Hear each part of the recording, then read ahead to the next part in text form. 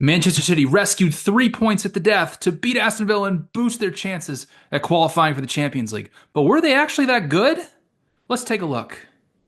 Again, this would be a really good time for somebody who could actually edit videos to put in a wonderful transition. But I'm not that guy. I don't know if I ever will be. So, this is your transition into 2-1 Manchester City. Nunes in the 94th minute moves Manchester City into third place. But I didn't think Manchester City were really that good. And I think that their struggles against low blocks continued. And you're going to see that throughout this video is that Aston Villa did an outstanding job defending and keeping Manchester City out of the middle. So let's just start off with the first half. The first thing I want to look at, though, is Manchester City's press has been horrible all season. If you look through all the data, they're, in the bottom half of the Premier League in terms of pass per defensive action over the last 3 or 4 months. They're doing a decent job of turning opponents over in the danger zone, but there are situations like this right in 5 minutes out of the bat, off the bat, and you'll see this throughout most of the video, is that Aston Villa was building out typically in a 5-2, using Emi Martinez as an extra man. But in this situation, the ball goes backwards, and City was really early on only pressing with their front four. And so when they utilized Emi Martinez as an extra man, well, they had a 5v4 advantage.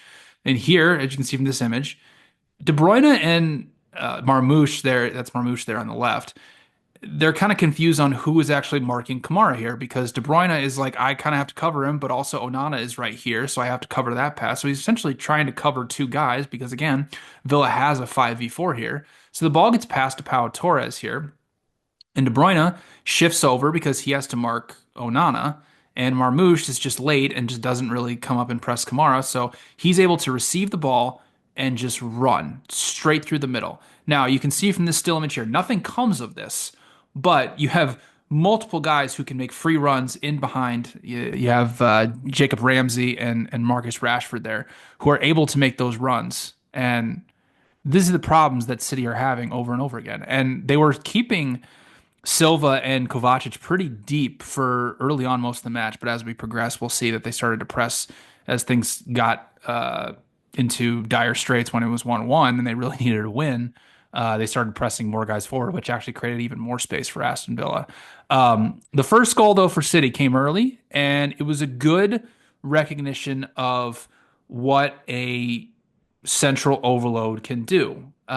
Here, they recognized, and Marmoush was basically playing as a wide forward for most of the match. They were trying to isolate him on Matty Cash because that was a matchup that City felt that they could win, getting him 1v1.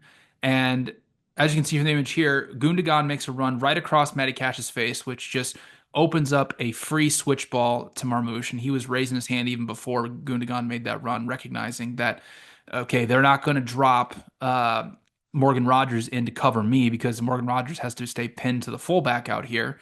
And it just allowed a free run for Marmoush to receive the ball. He beat Matty Cash the line. Again, there was a deflection across the face of goal, and Emi Martinez really should have done better with it. But you can see from the image here, just really poor box defending, honestly, from Aston Villa, that they allowed 5 City players just right above the 6-yard box if that ball got through. So essentially, you're defending with 5 guys here, and all those 5 guys have to block the pass. So since they weren't able to, it gave Silva a free shot at it. And that was actually the funny thing about this, and I'll get this later. That was City's best chance from an XG standpoint for the entire match, right away in the 6th minute. As we went along, 15th minute, Rashford scored a pretty soft penalty, but it was, another instance of City not being very good in transition defense, which they've been pretty horrible in all season long. Now, I want to talk about Aston Villa's build-up because I think it's an important thing to note what Aston Villa tries to do in build up against some of these teams that maybe aren't the best in terms of pressing. They took a low risk approach. You can go watch, I did a tactical video on Aston Villa versus PSG. They took a very low risk approach against PSG and played the ball long.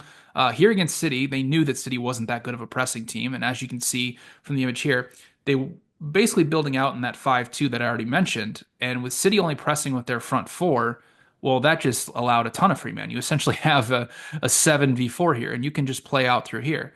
Now, here, Pau Torres is able to get the ball to Onana, who dribbles and gets it to Tielemans, who eventually loses the ball.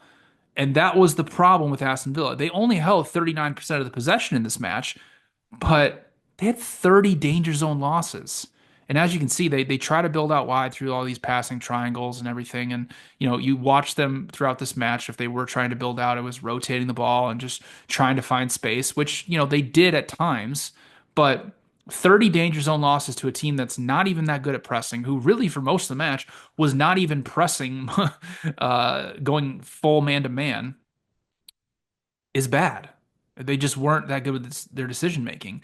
And I would invite everybody um, to go Football Meta, who's a great YouTube channel. I always watch a lot of his videos because I learned a ton from him. I think his name is Cormac. But he did a video on, is building out of the back actually a good thing? Like, does it actually raise the ceiling of what you can be? And he put a lot of data behind it of what the amount of XG that teams are actually creating from goal kicks and how much they're allowing.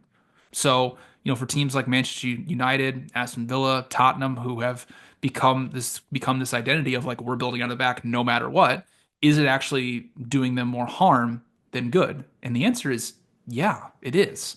So, the ideology of we need to play out of the back, we need to control the match, like that's a good thing in a lot of sense, in a lot of senses, but it's not good for every team. And sometimes taking a low risk approach, as you've seen from Liverpool most of the season and Arsenal as well, who are in first and second, who have not said, hey, we're just building out of the back no matter what. Sometimes that can be a good thing. Sometimes winning 50-50 balls and second balls and playing old school football can work. You don't have to build out of the back every single time. So let's move on though, because there were some instances when Villa was able to play through City's press, and as you can see from the image here, where they were able to play out wide and they didn't lose the ball in this type of scenario, where you essentially have, with City playing a high line, you get 1v1 matchups here where you can play balls in behind and cause some problems. Now, as the match progressed here in the first half, City, like I said, was pushing Kovacic and Silva up. So as you can see, they're dropping Morgan Rogers here. And they didn't want Aston Villa to have that numerical advantage. And there was a lot of times, and Martinez was just waiting on the ball for City to press. Well, in this type of scenario, the center back has to come up and cover Tielemans and drop with him if you're going to go full man to man. They didn't do that. Tielemans is able to receive the ball. He's able to turn and run with it. And as you can see, Villa had a 3v2 out wide. Now, again, nothing really came of this, but these are the type of situations where City are getting opened up time and time again this season. Now, for most of the first half, going back to what City was doing in possession, it was a lot of trying to get central overloads to isolate essentially their fullbacks out wide. And more often than not, as you can see, they were trying to get a 5 or a 6v5 or a 5v4 in the middle, but Aston Villa, who plays a very, very compact 4-4-2, was not allowing space through the middle. And so what happened a lot was O'Reilly and Nunes were getting isolated out wide. They were just playing switch balls to them. But the problem with doing that is essentially you are crossing the ball to nobody. So as we moved on to the second half, you can see here, central overload, McAtee will drop in to receive the ball, but Aston Villa has everything in the middle covered. So the only ball is out wide to Nunes, who ends up slipping and the ball ends up going out for a goal kick. But they were just crossing the ball to really no aerial threats in the box because De Bruyne was playing as a false nine for this match. Now, back to Villa, because the buildup was not successful overall, I would say, for the match. And the point I also want to make is that building out of the back can be a good thing in terms of control, but none of this matters if you can't steadily create chances. None of it matters. And that's something I've very much believed from the beginning. Is like, if you're not creating high quality expected goal chances, then what is the point of even doing this? Why not just play the ball long and try to win 50-50 balls? Yeah, you lose control, but if you can't create anything by building out of the back, then what is the actual point? So here is one of Aston Villa's 2 shots for the entire second half.